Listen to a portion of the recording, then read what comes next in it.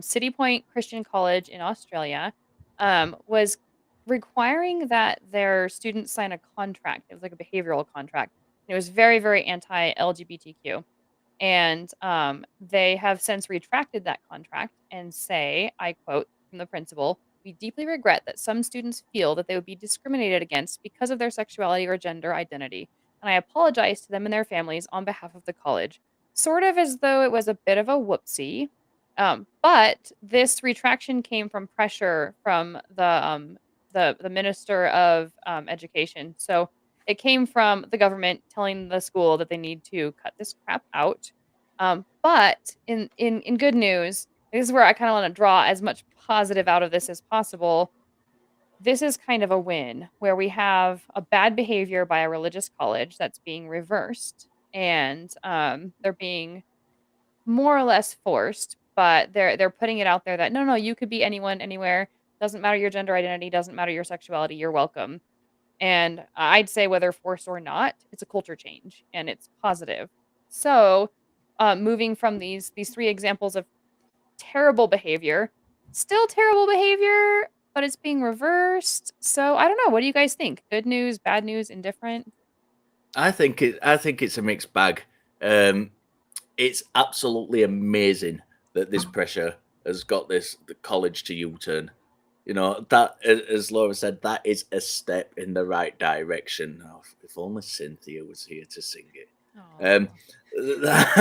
That and it is, and there's no arguing against that. It's amazing victory. I think the other side of the coin is that it's absolutely ridiculous that we live in a world where that amount of pleasure needs to be applied in the first place when it comes to something like this, and that's the scary thing.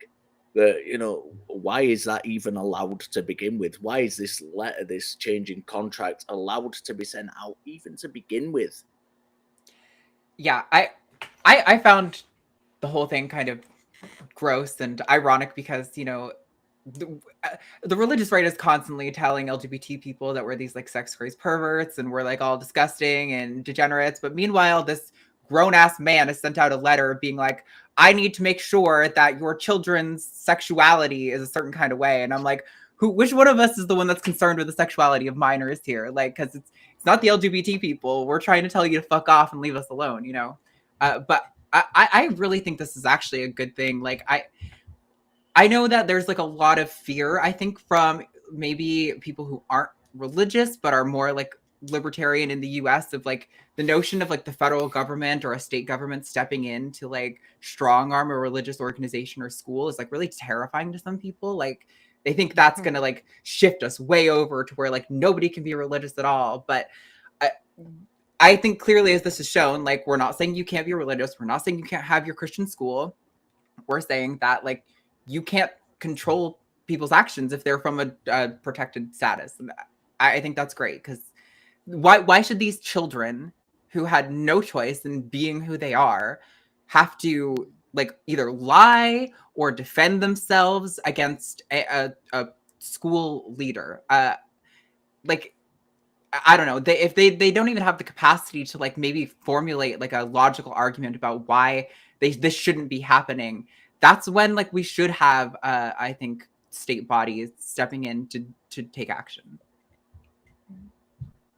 Yeah, one thing I did like about this was the fact that a lot of the kind of kickback came from teachers, other Christians, and that really like that made me feel good that it wasn't just a case of like, you know, the conservative Christians being challenged by the liberal atheists. You know, they got kickback from their own quarter here because this was that disgusting a thing to send out.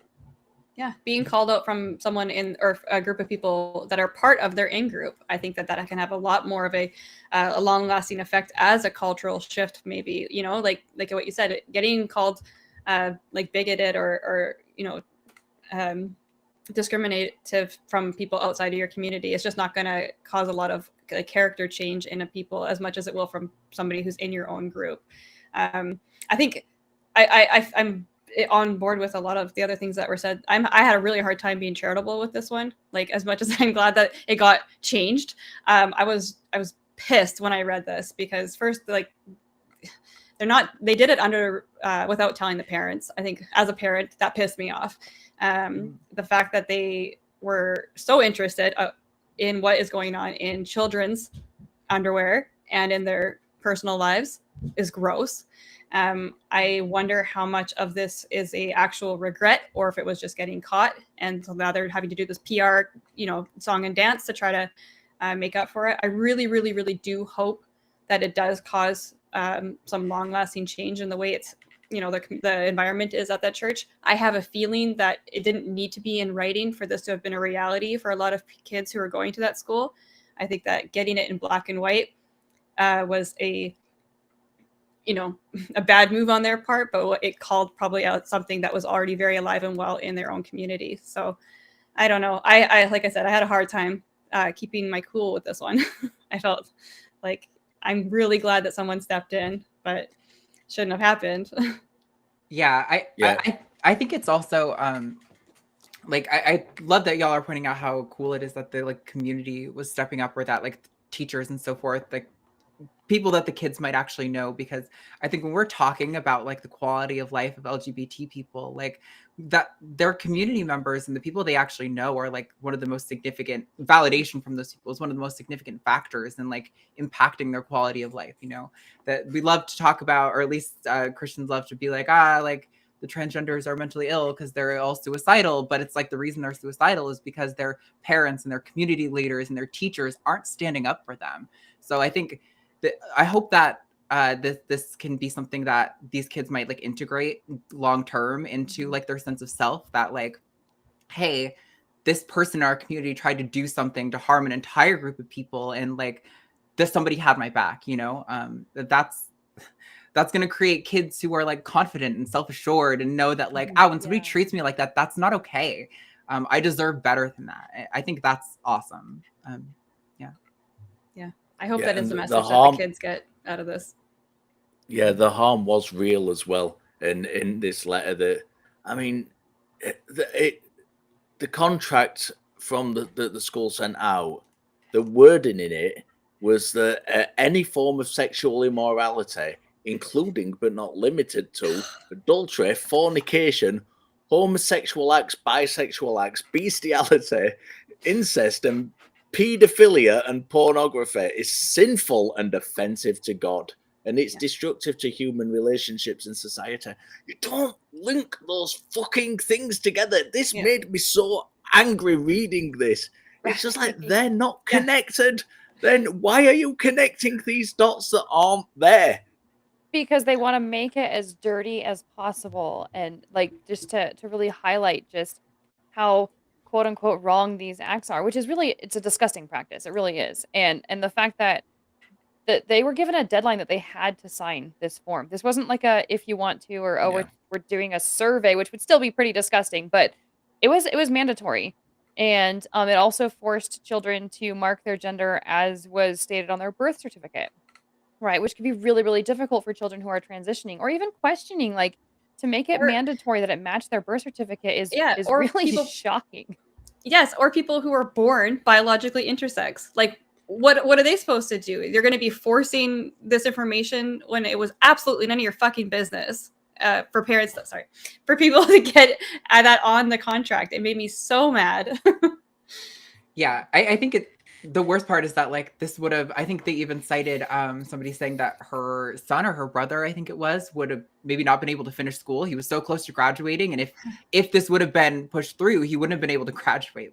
How absurd. You're so preoccupied with as you said, Erin, what's in this kid's underpants, or what they might do in their personal lives, that you're gonna deny them an education. That's doesn't seem like a very, and using this loosely, it doesn't seem like a very Christian thing to do. And I also just have to laugh because bisexuals are constantly not considered in anything, and the fact that there was homosexual and bisexual acts there. Bisexuals are good. That's good. Almost a form of progress in its own sick way. No, it's because there's just lack of total understanding and like there's so much ignorance in the whole thing. It's self-owned in so many ways because of the wording. They just completely admitted to their own ignorance in the human sexuality and gender. Like they just don't understand because they can't even write up a discrimination contract, like a discriminating contract, to get their point across without looking stupid. Yeah. So I kind of think of this, and I want to get your guys' opinion on this. I kind of think of it as a win and not a win, because on the one hand, there's this really like old-fashioned, we need to do this purity culture contract with our students that just seems so bass backwards, and that to me doesn't seem like a win at all. And the fact that they were forced not to do it by the Minister of Education. So I see it as a win in the sense that they had to retract it. But at the same time, this crap is still happening, so I kind of see it also as not. What do you guys think, Richard? What do you think? That is exactly what the word you used there hit the nail on the head. They had to retract it. Mm-hmm. This wasn't a case of this was pointed out to them and they thought, actually, yes, we may be wrong. This is just a case of the fact that shit, we've been caught out. We need to step back and retract it so we come out of this looking good. The school agreed with the backlash, and that had nothing, Your Honour, at all to do with the Change.org petition that had more than 150,000 signatures, or the Queensland Human Rights Commission, who said expelling, disciplining, or otherwise treating a student unfavourably because of these characteristics is unlawful discrimination in Queensland. That had nothing to do with it at all. Nothing at all as to why they changed their mind. Of course it did. It's ridiculous. It's blatantly a case of they've been caught out, they're trying to save as much face as possible in light of that. Well, I do get what you all are saying with like it's frustrating this even has to happen in the first place. Personally, I think it's a good thing because I know for like me and other trans activists, something that we always talk about is just protections on the books, federal protections from the government on the books. That's what I want. It doesn't have to be like, you also have to like give me a kiss on the cheek every Wednesday or anything special. Just like, you can't discriminate against trans people or on the basis of their gender identity. And like when we're like looking back on history, like I think these kinds of laws and these kinds of situations ultimately impact the culture in the long term, right? Like if there weren't laws that said specifically you cannot discriminate against someone over their race, and it was just like, oh well, like it's sad that we have to have this in the first place. Like why do we even like want this? Like you should just accept people on the basis of their race.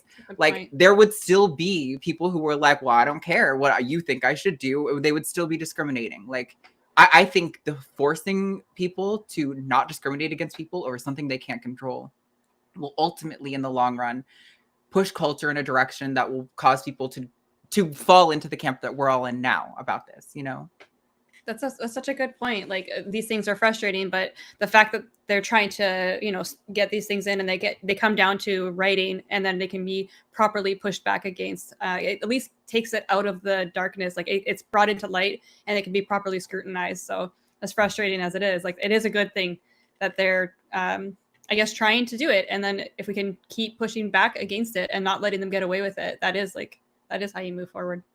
Mm-hmm. Yeah. No, I love that. I think that is where the win is. Maybe not necessarily in the school's decisions, since they made the decision to do that form in the first place. But you're right. In the minds of the administrators and the Ministry of Education and the people who pushed back, this is a big win in the sense that they were held responsible for that behavior. Yeah. So I love the way you put that, Arden. That's really well said.